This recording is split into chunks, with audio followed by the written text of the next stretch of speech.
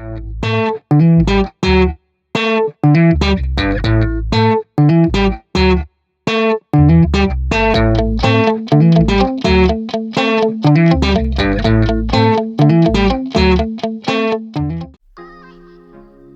दोस्तों, मेरा नाम है पृथ्वी आर्या और मैं लाता हूँ आपके लिए ऐसी वीडियोस जिससे आपका इंग्लिश स्पीकिंग का सपना पूरा होता है। दोस्तों, क्या आपने कभी ध्यान दिया है हम बातों ही बातों में कितने ऐसे शब्द बोलते हैं जिनका हमें इंग्लिश नेम तक नहीं पता होता। आज मैं कुछ ऐसे ही वर्ड्स आपके लिए ढूंढ कर लाया हूँ, कुछ ऐसे शब्द जो बातों में यूज़ तो बहुत बार होते हैं पर आपका उन पर ध्यान नहीं गया। कुछ ऐसे जो आपने मस्ती मजाक पर बहुत बार बोले भी होंगे पर उन्हें इंग्लिश में क्या बोलते हैं आपका इस पर ध्यान नहीं गया होगा। कुछ ऐसे ही शब्द लाया हूँ, तो इस वीडियो को शुरू करते हैं। पहला शब्द है एलगी, ALGAE, एलगी। एलगी का मतलब होता है काई या शैवाल, जो आपने अक्सर पेड़ों पर या पानी की सतह पर जमी हुई देखी होगी, हरे रंग की होती है, उसे कहा जाता है एलगी। दूसरा वर्ड है इरप्शन, ERUPTION,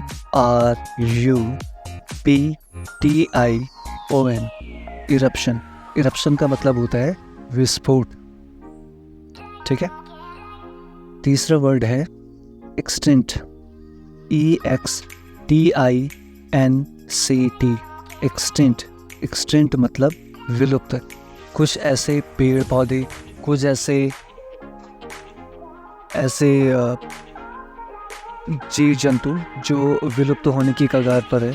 जैसे पुराने समय में मैमथ हाथी होते थे, वो अब विलुप्त हो चुके हैं। डायनासोर विलुप्त हो चुके हैं। कुछ ऐसे प्रजातियाँ या ऐसे पेड़ पौधे, कुछ ऐसी चीज़ें जो विलुप्त हो जाती हैं, उन्हें कहा जाता है एक्सटिंक्ट। चौथा वर्ड है frost, FROST, frost. Frost means पाला। आपने देखा होगा ठंडी के दिनों में सुबह रोडों पर या खेतों पर या मैदान पर पूरी सफ़ेद रंग की कुछ परत बिछ जाती है, जिसे कहा जाता है पाला। इंग्लिश में क्या कहते हैं उसे? फ्रोस्ट, ठीक है। पांचवा वर्ड है कंटेजियस, कंटेजियस,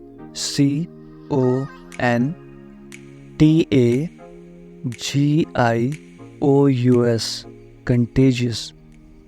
कंटेजियस का मतलब होता है संक्रामक। कुछ ऐसे रोग जो फैलते हैं, जैसे जुखाम, जैसे एक महामारी आई थी ना, कोरोना, वो ये क्या होते हैं? कंटेजियस रोग, जो एक दूसरे को आपस में फैलते हैं एक से दूसरे पर, तो उसे ऐसे रोगों को कहा जाता है कंटेजियस, ठीक है। नेक्स्ट सेंटेंस है, नेक्स्ट वर्ड है persistent, persistent, जिसका मतलब होता है जिद्दी। इसकी स्पेलिंग है PERSISTENT। इसका प्रोनाउंस कैसे होगा? persistent, persistent, ठीक है। दोस्तों, अगर आप इंग्लिश स्पीकिंग सीखना चाहते हैं तो आपको इस विषय पर बहुत ज़्यादा ध्यान देने की ज़रूरत है। लोग आपको आपके प्रोनाउंसिएशन पे जज करते हैं। आप इंग्लिश धीरे बोलो, स्लो बोलो या फास्ट बोलो, इससे कोई फ़र्क नहीं पड़ता। इससे भी फ़र्क नहीं पड़ता कि आप इंग्लिश में इजी वर्ड्स यूज़ करते हैं या कुछ हैवी वर्ड्स यूज़ करते हैं। बस ये देखा जाता है कि आप शब्दों का उच्चारण कैसे करते हैं, आप वर्ड्स का प्रोनाउंसिएशन कैसे करते हैं। तो जितना हो सके अपने प्रोनाउंसिएशन पर ध्यान दीजिएगा, ठीक है। तो ये वर्ड हो चुका है। नेक्स्ट वर्ड है, सातवां वर्ड है वाइन मील। आपने बहुत बार ये देखा भी होगा, पढ़ा भी होगा उसके बारे में। इंग्लिश में नाम इसका बहुत कम जानते हैं। वाइन मील, WINDMILL, वाइन मील। वाइन मील मीन्स पवन चक्की, नेक्स्ट वर्ड है oath, OATH, oath. Oath means शपथ लेना, शपथ लेना। हाल ही में आपने देखा कि मोदी जी तीसरी बार प्रधानमंत्री बने, तो उन्होंने और उनके मंत्रिमंडल ने अपने पद संभालने से पहले क्या लिया? ओथ लिया। क्या लिया? शपथ लिया। तो इसे इंग्लिश में कहते हैं ओथ। नेक्स्ट वर्ड है Orthodox, Orthodox, ORTHODOX, Orthodox. Orthodox का मतलब होता है रूढ़िवादी सोच या परंपरागत विश्वास। जैसे आपने देखा होगा कि आज के समय में कुछ ऐसे भी लोग होते हैं जो अपनी पुरानी परंपराओं को लेकर साथ चलते हैं। पुराने जो भी उनके रिचुअल्स होते हैं, पुरानी उनकी जो भी मान्यताएं होती हैं, उन्हें साथ लेकर चलते हैं। उन्हें वो आगे भी अपनी आने वाली पीढ़ियों पर से बढ़ाते चलते हैं। ठीक है, तो ऐसा को क्या कहा जाता है? पुरानी पिछड़ी सोच, पुरानी परंपरागत सोच, तो उनको कहा जाता है ऑर्थोडॉक्स। नेक्स्ट वर्ड है डेरोगेटरी। ठीक है, DEROGATORY, डेरोगेटरी। डेरोगेटरी का मतलब होता है अपमानजनक या अनादरपूर्ण। ठीक है, चलो ये भी क्लियर हो गया। अब नेक्स्ट वर्ड है cannabis tree, cannabis tree, CANNABIS, cannabis tree, TREE, cannabis tree. आपने बहुत सुना होगा, लोग गांजा पीते हैं, लोग चरस पीते हैं। ये आता किससे? ये आता है भांग के पेड़ से। तो ठीक है, भांग का अपना एक पेड़ होता है जिसे इंग्लिश में कहा जाता है कैनबिस ट्री। लोग इसका सही तरीके से इस्तेमाल भी करते हैं, लेकिन कुछ लोग इसका गलत तरीके से इस्तेमाल करते हैं, तो खैर उसकी बात नहीं करते हैं। इसे कहा जाता है कैनबिस ट्री, भांग के पेड़ को। ठीक है, आपने बहुत बार इसका नाम सुना होगा, लेकिन इसके बारे में पता नहीं होगा।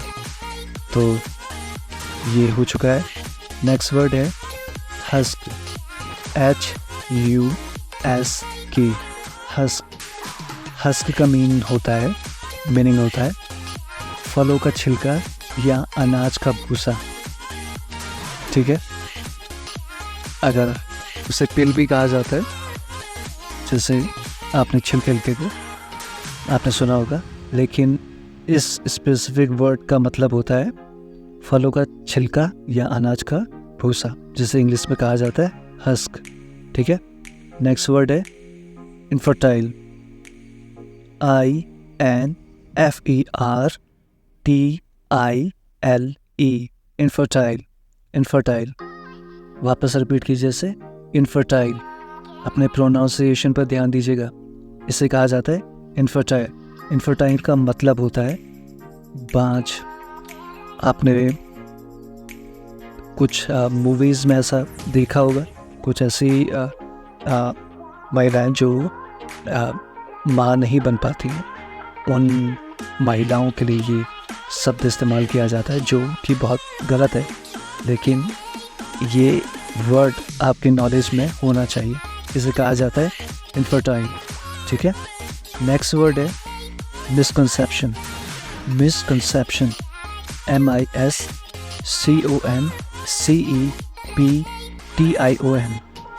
मिसकंसेप्शन। मिसकंसेप्शन का मतलब होता है गलत धारणा या गलत फहमी।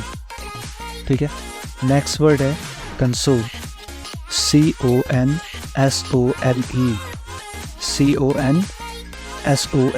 कंसोल। कंसोल मतलब दिलासा देना, किसी को सांत्वना देना। ठीक है, तो ये रहे कुछ ऐसे शब्द जिन्हें मैंने आपके लिए बहुत ही मेहनत से ढूंढे हैं। आप इन्हें रोज़ प्रैक्टिस करें और अपने यूज़ में लाएं। आपको ये वीडियोस पसंद आए तो लाइक, कमेंट, सब्सक्राइब ज़रूर करें और इसका पार्ट 2 अगर आपको चाहते हो कि आए तो हमें कमेंट में ज़रूर बताएं। इसके साथ ही हमसे अगर कुछ शब्द छूट चुके हों तो आप हमें कमेंट सेक्शन में ज़रूर बताएं, ताकि हम उसे नेक्स्ट पार्ट में उन्हें ऐड कर और लोगों तक पहुंचाएं।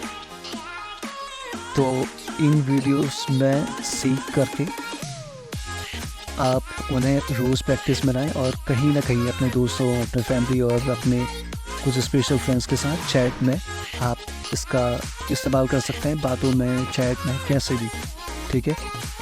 अगर इन शब्दों का इस्तेमाल नहीं किया गया तो ये आप एक बार याद कर लेने से, समझ में आ जाने से भूल जाओगे, तो इनका यूज करते रहिएगा, ठीक है। तो आज के वीडियो पर बस इतना ही। अब हम आपसे मिलते हैं नेक्स्ट वीडियो में। तब तक के लिए धन्यवाद, शुक्रिया और अपना साथ बनाए रखिएगा। Thank you.